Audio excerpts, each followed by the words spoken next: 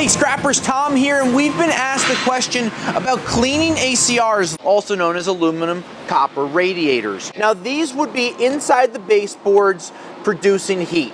Now when you look at these things, what do you want to do before you bring them to the scrapyard? This is a piece of steel on it, so when you have a piece of steel, you want to clearly take that off. Sometimes you could even use, a hammer and just pull it off, but now not having this piece of steel on will make this clean. On the corner here, what do you see? Plastic. Now, the company that built this, they have the plastic on there for a reason. They don't want people to get cut because of these sharp edges. But if you go from the end and just kind of peel your way away, you're gonna be able to see how easy it is to get this plastic off. And what do you want to do? You want to be able to show the scrapyard that these are clean items. It takes you little to no time. They're not going to give you any BS. You're not going to get any back, and you're really not losing weight. You look at this, extremely easy to clean, and it just creates a nice product. Now afterwards, other things you want to look for, contaminants. This is a piece of bronze. Not brass, bronze. That's why we have videos on that to check out as well. Now, when you have a piece like this, you don't want the scrapyard to tell you, oh, that piece is dirty. You and I both know that's a load of BS, but what do we want to do? We want to be able to show them that it's clean, so you want to cut that piece off there, and you're going to make more money by cutting it off anyway.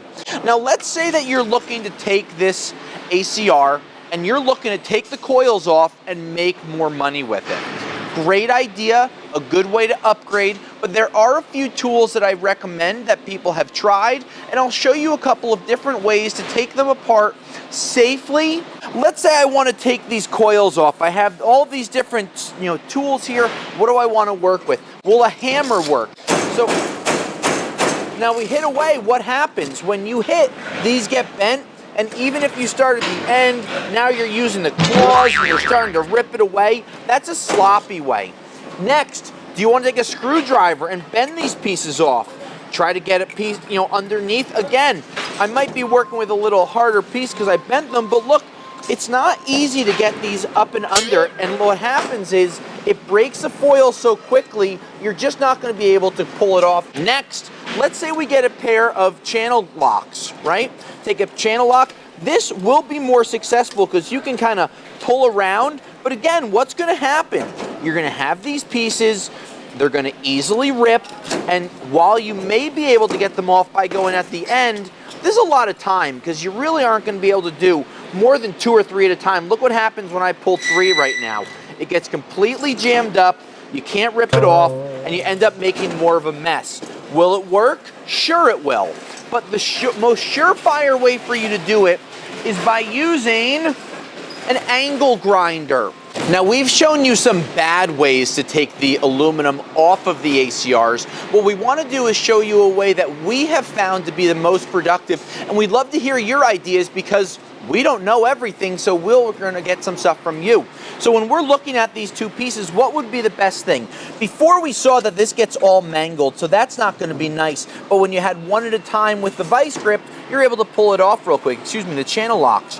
What we want to do is cut right down the middle, and you want to be able to cut into the copper a little bit. Having it cut into the copper a little bit is not going to damage the copper. It's not going to make it cheaper. But what it is going to do is it's going to allow you to now twist these pieces off nice and easy. Now remember, if you do this loose on the table with the angle grinder, it's going to move all over the place. So what you want to do is take your vise out, get it all ready, and once you have your vise ready, you put the piece in.